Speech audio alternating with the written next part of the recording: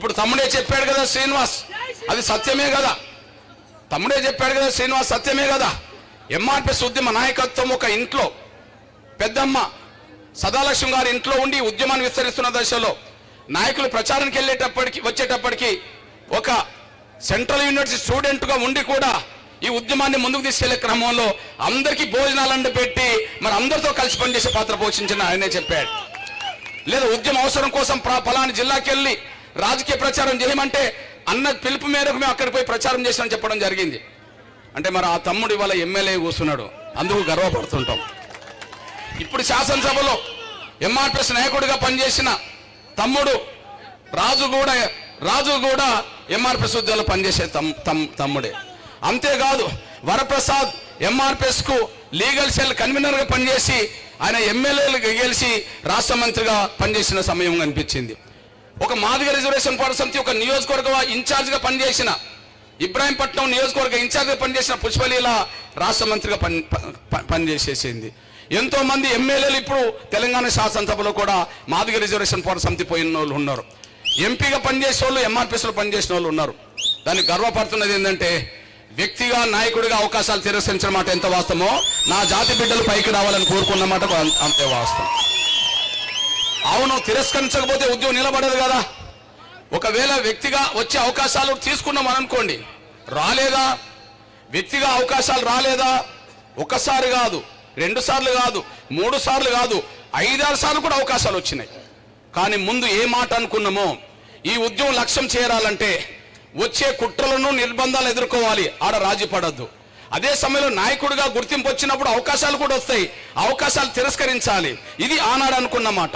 అందుకనే 1998లో చంద్రబాబు నాయుడు గారు నాకు ఇప్పుడు మన తమ్ముడు ఏ శ్రీనివాస్ అయితే డాక్టర్ సుగుణకుమారికి పెద్దపల్లిలో టికెట్ వస్తే వెంకటస్వామి గారిని ఓడించమన్నప్పుడు ఆ టికెట్ సుగుణకుమారికి కాదు, ముందు నాకు వచ్చిన టికెటే ఆడు వదులుకుంటే ఆ చెల్లె ఎంపీ అయిపోయింది.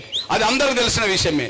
99లో చంద్రబాబు నాయుడు గారు రాజ్యసభ ఇవ్వడానికి ప్రయత్నం చేశాడు, నిరాకరించుకున్నాం.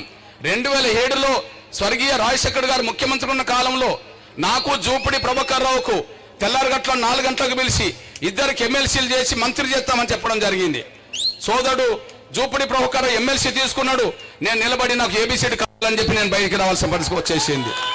అదే సమయంలో 2009లో ఉమ్మడి వరంగల్, ఇప్పుడు వరంగల్ ఎస్సీ పార్లమెంటు నియోజకవర్గం, అది మన సొంత జిల్లా.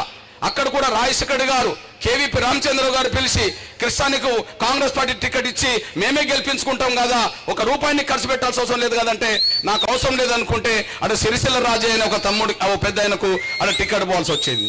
అదే సమయంలో 2012-13లో జగన్మోహన్ రెడ్డి గారు కొత్తగా వైసీపీ పార్టీ పెట్టిన కాలంలో కృష్ణన్న లోటస్ ఫండ్ లో వర్గీకరణ గురించి కలిసినప్పుడు కృష్ణన్న నీకు రాజ్యసభ ఇస్తాను, కృష్ణన్న నీకు రాజ్యసభ ఇస్తాను, ఆ రాజ్యసభ తీసుకొని నువ్వు పార్లమెంట్కి వెళ్ళవచ్చు కదంటే నాకు అవసరం లేదు, మీ పార్టీలో మారప్ప అనే టైం ఉన్నాడు, ఆయనకు వీలైతే ఇచ్చుకో అని చెప్పి ఆనాడు అన్నాను. సరే ఆయనకి ఇవ్వలేదు కానీ నాకు వచ్చే అవకాశం తిరస్కరించుకున్నాం.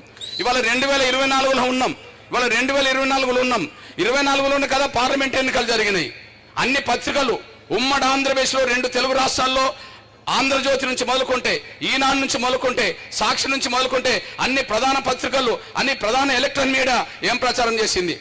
కృష్ణమాది గారిని చాలా దగ్గర చూసుకుంటున్నాడు కనుక, తన తమ్ముడిగా చూసుకుంటారు కనుక ప్రధానమంత్రి ఆశీస్సులతోటి, బీజేపీ పెద్దల ఆశీస్సులతోటి, అమిత్ షా గారి అండదండలతోటి కృష్ణమాది గారికి వరంగల్ సీటు ఖాయం కాబోతుంది, పార్లమెంట్ సీటు ఖాయం కాబోతుంది అని చెప్పి అన్ని పత్రికలు ఎలక్ట్రానిక్ మీడియా రాయడం జరిగింది.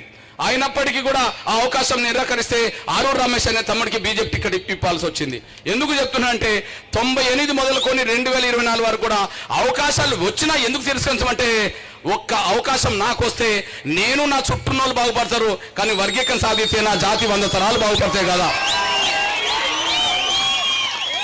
ఎస్సీ వర్గీకరణ సాధిస్తే నా జాతి రాబోయే 100 తరాలు బాగుపడతాయి కదా. 100 తరాల నా జాతి బిడ్డల భవిష్యత్తును కాపాడడానికి వ్యక్తిగా మా అవకాశాలు తిరస్కరిస్తే ఉద్యోగం నిలబడి ముందుకు సాగుతుంది కదా అని చెప్పి ఈ లక్ష్య సాధన కోసం అవకాశాలు వదులుకున్న మనిషి మీరు మర్చిపోద్దని సహాయం కోరుతున్నాను. అందుకనే మీ బిడ్డగా మీ అన్నగా చెప్తున్నాను నేను, ఈ ఉద్యమం అనేది వ్యక్తుల కోసం జరగట్లేదు, జాతి భవిష్యత్తు కోసం జరుగుతుంది. జాతి భవిష్యత్తు కోసం జరుగుతుందనే విషయం జాతి గమనించింది కాబట్టినే ఎన్ని ఆటుపోట్లు ఎదురైనా ఉద్యమానికి, నాయకత్వం మీద ఎన్ని నిందలు వచ్చినా, నాయకత్వం మీద ఎన్ని ఆరోపణలు వచ్చినా, నాయకత్వం మీద ఎన్ని నిర్బంధాలు వచ్చినా కూడా ఏదైనా మా అన్న మా కోసమే చేస్తున్నాడని చెప్పి జాతి యావత్తు మొదటి నుంచి అండగా నిలబడ్డది కాబట్టి ఈ ఉద్యమం నిలబడుకుంటూ వచ్చేసింది. ఈ నేపథ్యంలోనే ఎస్సీ రిజర్వేషన్ల వర్గీకరణ అంశం ఎట్టకేలకు విజయం సాధించడం జరిగింది. ఇగో మీ అన్నగా చెప్తున్నా, నా సోదరుడు మన మిత్రుడు